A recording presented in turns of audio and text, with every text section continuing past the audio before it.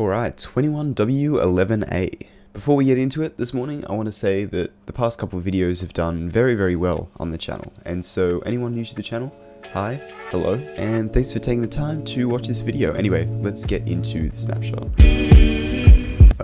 This layout of the world looks oddly familiar. Okay, so this update seems to have a lot to do with the lightning rod. So apparently, yes, okay, it can actually be waterlogged now. They said it could be waterlogged in the past, but unfortunately, they didn't quite do that. But now, it can definitely be waterlogged. The different types of copper, in order to wax it, you can now right-click with the honeycomb. Oh, that's a cool little particle effect. I wonder, does it have a special sound? Nope, no sound for the time being. So it looks like you can also use it in a dispenser. Yeah, look at that. So we can automate this somewhat.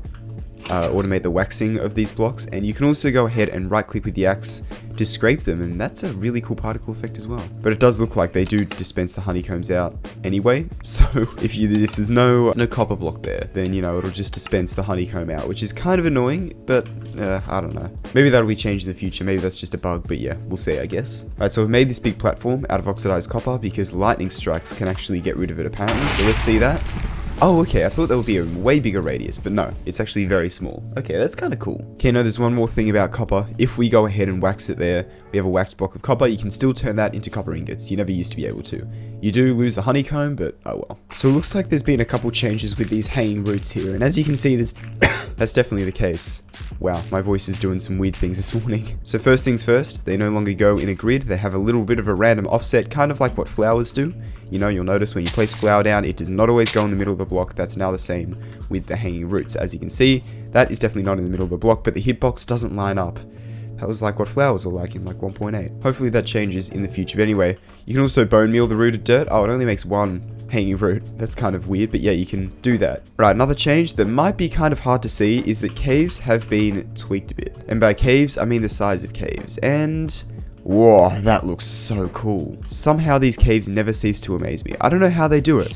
It's like, oh yeah, I've seen this before. No, look at that. That is incredible. Yeah, these caves still look awesome. I reckon they just need to keep tweaking them bit by bit to just make them better and better. I don't know how much better they can get, but that's what I said the last few snapshots, and I mean, look where we are now, so. Because we're in a swamp, the watercolor looks very kind of greenish.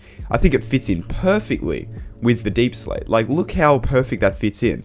It's the perfect color for it, I reckon. Also, it looks like they've slightly increased how many diamonds spawn in the world, so you know, hopefully it'll be a little bit easier to find diamonds. I have been doing a bit of a survival, a little server between a couple of my friends, my real life friends, and yeah, finding diamonds has been a little bit of a struggle despite how big the caves are, but it looks like they've increased those slightly.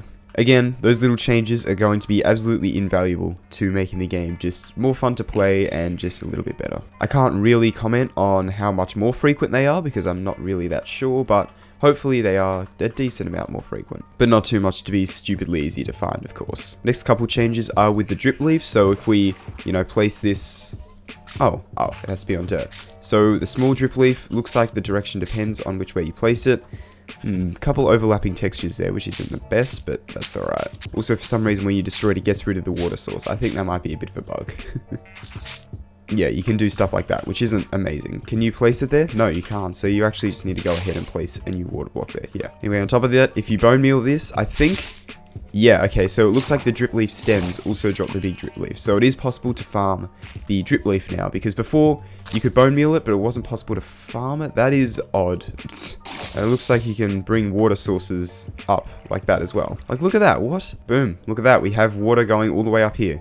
I mean, it could be a cool strategy, but I think that's a bug. Alright, and it looks like you can craft up the mossy cobblestone blocks with the moss blocks. That is going to be amazing because these are way easier to farm than the vines. Well, kind of. At least these can be fully automatically farmed. Vine farming is kind of annoying. You can like bone meal stuff, and getting moss is just significantly easier than getting vines. So, as someone who is a pretty big fan of the mossy blocks, yeah, that is a very welcome change, I would say, and it's always good to have options with this kind of stuff, I guess. Okay, the next change is with amethyst. So, does the small one drop anything? No, but the large one should drop 1 to 4, I think. Or, yeah, there's 4.